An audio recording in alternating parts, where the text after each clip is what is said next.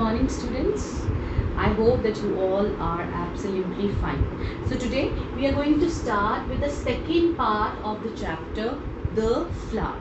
In the last video we have done about the structure of the flower, which we have already done previously. So we have read about the four whorls of the flower. That those were calyx, corolla, androecium and gynoecium. Here I have tried to make, since I didn't have a space, so I have just tried to make a small diagram of the flower again, so that I can just recap it again. So I will just would like to tell you about male and the female part once more. Okay, so we have learned that it is having the flower consists of four whorls. One is sepals, petals, third is male part, and fourth is female part. In the male part we have anther and filament, we call it stamen, as well as we call it androecium also. And in the female part we have stigma, style, ovary, and inside the ovary we have ovules and we call it gynoecium. So that was those were the flower parts that we have done on that day. So now today we are going to read about the bracts, nectaries, sexuality in the flowers and all other things. So let me start with the very first thing, that is the bracts. What are the bracts? Flower arises in the axil of leaf-like structure. These are known as the bracts. Sometimes you must have seen few flowers like bougainvillea, that is pink in color, and most of the time we have this flower outside on the grills of our houses. They decorate our house so beautifully and they look very beautiful. Let me show you the picture, and at the end of the video I will be giving you few images also. It will be including bougainvillea also. Here, can you see? Here it is the bougainvillea flower. These are the colorful leaves outside which are pink in color, but sometimes people feel these are the petals, but these are not the petals. Inside them you can see the white color structure. You can see this white color structure inside. This white color structure is a flower. Okay, so these flower actually grows on the axil of this leaf-like structure. So this leaf-like structure is known as bracts. Sometimes it is colorful also, as in bougainvillea. I have told you right now, in bougainvillea it is colorful, so that's why few people think that it is a petal, but actually it is not a petal. It is a leaf-like structure which is known as bracts. Okay, so this is all about the bracts. Now next is nectaries. Now you all know that flower produces a sweet fragrant liquid. Okay, we all know that flower produces a sweet fragrant liquid which is collected by the insects like honeybees. Okay, and it is produced by nectaries. These are the cells which are present at the base of the pistil. And now what is pistil? Pistil is the female part. Okay, or at the base of the ovary here. The image of the same of the nectaries also I will be sending you along with this video. Alright, so this is nectary. So the flower produces a sweet fragrant liquid which is known as nectar. Again, I just want to repeat it again.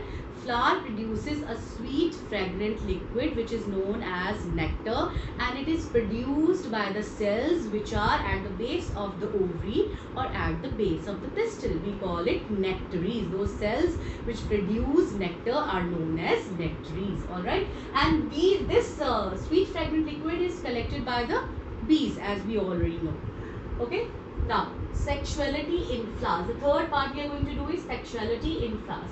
Now on that day, on that video, the flower, the part of the flower that I have told you, in that video we have done the bisexual flower. Okay, and the example of the bisexual flower is hibiscus flower or the China rose, whose video also I have sent to you. Alright, so China rose is a bisexual flower. Why do we say it is a bisexual flower? Because it contains both male as well as female part.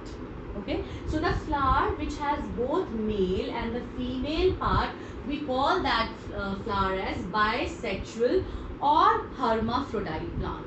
Okay, now as we know that anthers here, okay, these are the anthers, they have the pollen grains inside them. So what are those pollens? They are the male cells. Okay, and here ovary, it produces ovules. What are ovules? They are the female cells, gamete cells, okay, which reproduces, which fuses together for the reproduction, for the production of seed. All right. Now, so ovules, as I have told you, pollen, ovules, pollen are the male eggs, okay, or we can say male cells, and ovules are the female cells. Now, bisexual flower is the flower which contains both male as well as female parts inside it. Now, there are flowers which contains only one part, either female part or either male part. Those flowers are known as unisexual flowers, alright. And if they contain only stamen, stamen means, that means if they contain only male part, we call them staminate flower. Here, I have written here. We call them staminate flower. If they contain only stamen, that means if they contain only male part. And if they contain only female part, that is the only pistil part, we call them pistillate. We call them pistillate. Now, next is neuter flower. This is the flower which neither has male nor female part. It does not contain male or female part. Alright, so we call it neuter flower. For example, ray florets of sunflower. They are the neutral flowers. Okay. Now again, I just want to repeat it again. Sexuality in flowers. Pollen. Pollen is the male cell which is produced by the anther. It is present inside the anther. Okay. Ovules are produced inside the ovary and they are the female cells. Bisexual flowers are the flowers which contains both male as well as female part. Unisexual are the ones which contain either male or female. Now, staminate flowers are the ones which contain only stamen part, that means only male part. Pistillate are the ones which contain only pistil, that means only female part. Neuter flowers, they do not contain, neither they have male nor female part. Okay, so that's it. Now next we will learn about the floral parts. As when I was telling you about this, about the structure of the flower, I have told you a little bit about these all four whorls. Those are calyx, sepals. I have this artificial flower. I can show you with this help. These are the sepals. Okay, this is the first whorl that we have learnt on that day. And then second whorl are these petals, colorful ones. Then we have androecium, third whorl, that is the male part, and then we have last one, gynoecium, that is the fourth whorl. Okay. So now here, let us talk about the calyx first. Calyx are also known as sepals. This part, green part. Okay, they are also known as sepals. Now, most of the time a flower has 5 sepals. Sometimes it might have more, or sometimes it might have few, but majority of the times it must be having 5 sepals. Now, if the sepals are free, like here in this you can see the sepals, all the sepals are free. See, they are free, they are not fused together, they all are free. So we call them polysepalous. What do we call them? We call them polysepalous. But if they are fused together, we call them gamosepalous. Okay? If the petals are free, we call them polypetalous, like this. And if they are not free, they are fused together, we call them gamosepalous. Alright? Sometimes in a flower, it is having more than 2 sepal series, like this. Here you can see, we have one sepal, one series, another one is here. I hope that it is visible to you. Another one is here. Okay, so we have 2 series of sepals here, not one series, 2 series of sepals here. So we call it episepal. We call it episepals. Alright.